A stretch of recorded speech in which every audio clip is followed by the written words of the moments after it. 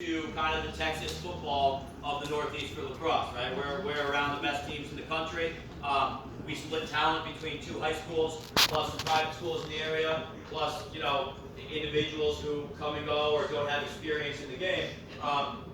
And it's kind of cliche, but everything that we do in this program really is just to kind of mold better young men, and wins and losses happen in different opportunities at different times. Some years we've gone to the state tournament and played against teams from different parts of upstate Connecticut, so on and so forth.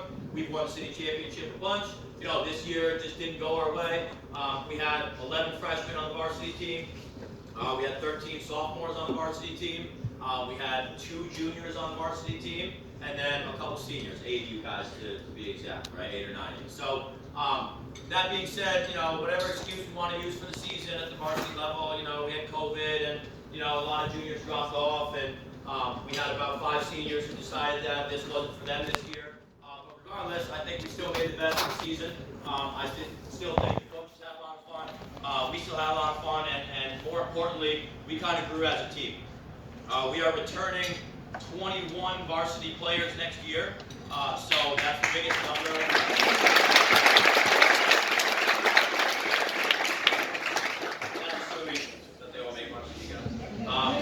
But that's the biggest number of returning players that we've ever had in the history of this program. Usually we come back with 12 returning players, 13 returning players, and I've been up here with a line of seniors from wall to wall, and having to talk about each one of them. And this year we happen to be a little bit light at that upperclassmen level, and these programs and these kind of things kind of come and go in waves, especially when you have 2 high school towns, right? You get years where you're good, you get years where you struggle. But all in all, we try to create the best young men we can. And the take home, and part of what I try to preach to a lot of players here and parents, obviously, if you haven't heard this before, many coaches talk about what it is to be an athlete, and what it is to be a teammate, and what it is to be a part of a program. And usually we like to compare it to life in general, right? The easy thing to do is to kind of quit, give up, jump ship. It's like, oh, I don't want to do this. This isn't for me. It's too hard to learn this game, or I'm not good enough, or there's other opportunities I'm going to be doing, or whatever. In reality, the point is that always is the easy thing, right? The easy thing is to just give up on yourselves and think that, oh, we're lacrosse in Stanford, so we're not going to be competitive. But if there's a group of young kids, freshmen, sophomore, juniors, that can become competitive, it is this group. And I've known a lot of these players since they were younger. When I got involved in the youth program, when I got hired here, some of the players who are in our program now who are freshmen and sophomores, were in 3rd, 4th, 5th grade, whatever, and they're on the come up. And if you notice, every single one of our lineups this year, our kids were here, and the players standing next to us were up here, right? And the size differential was obviously something that played a large factor in a lot of our games. But everybody's gonna lift, right? Everybody's lifting, right? So everybody will get bigger, everybody will grow, everybody will get stronger. But we want to obviously thank everyone for your support. All right, this is a great banquet. Denise does a great job taking photos for us.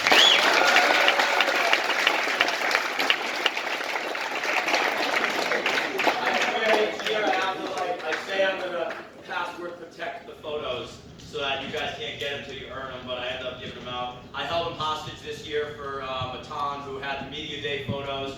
Kids asked me like 30 times for them, and they were asking him for them, and he was like, yo, coach, just let me get these photos out, please. So we released those, but thank you again, Matan, for his media stuff. We appreciate you.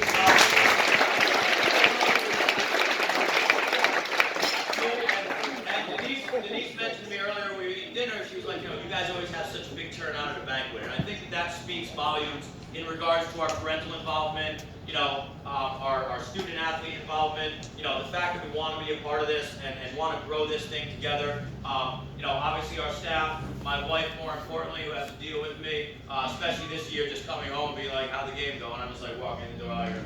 All right, it went okay. It's fine, we'll talk about it tomorrow. She's a coach herself. She coaches in the youth program, so during the spring it is a hectic time for us to It's a hectic time for us to be, in the household with, with our lives being so busy, and she puts up with me, and for that, I appreciate it as well. Obviously, our staff and our managers. I want to thank CC Bhutan and the crew of parents who are up here helping with check-in and registration.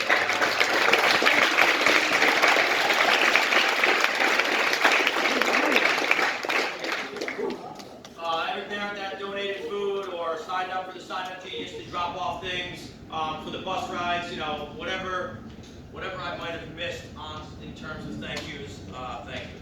So we really do appreciate it, and we wouldn't be able to do it without the community of everybody that we have involved. All right. So I'm going to open this up to our freshman coach, Jim Penn. He's going to give you a little rundown about his program, give out some awards, move on to JV. We'll talk about seniors, then we'll get on to our varsity awards, and then hopefully we'll catch maybe the back end of puck drop for the regular season.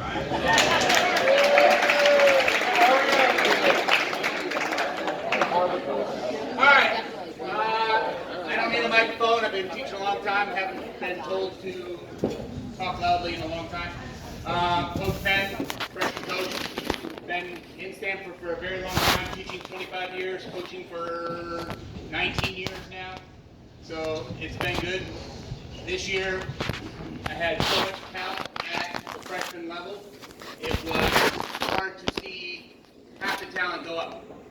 I can tell you, most likely our win-loss record would be completely different, but the heart level was awesome. I had kids that never picked up a stick and became super and never quit, and we were always working for that win. We never knew if we were going to win or lose, but you guys went into it as, oh, we got a chance, we can do this. All right?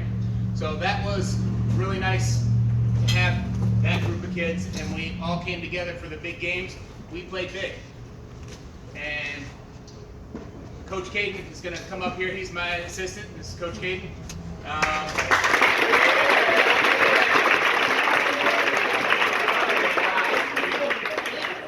Sure. All right. So we're going to start out with.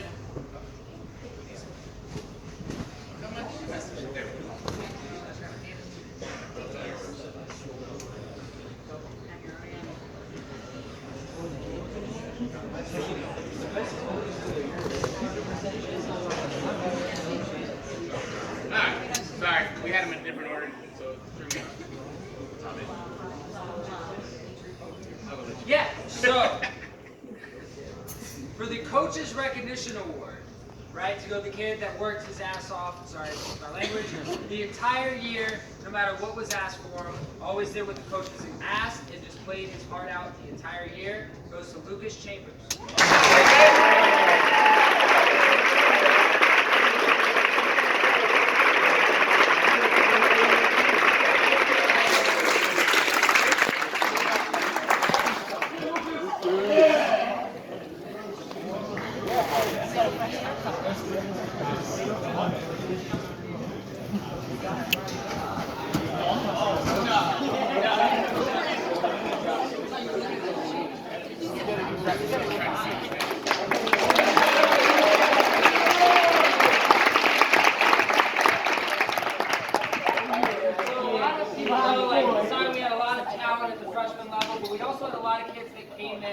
Picked up a stick and learned from the beginning, right?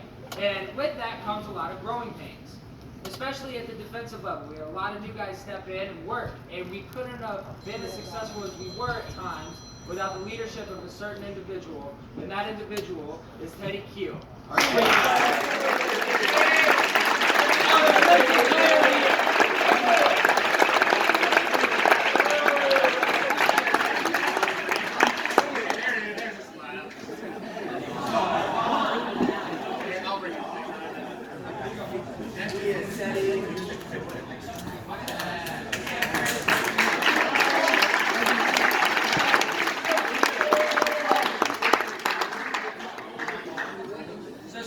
Players that just picked up the stick, we also have a Most Improved Award.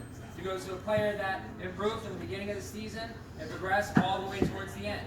And this one particular player not only progressed from the beginning to the end, but became a contributing factor not only on the freshman level, JV level, and also varsity level.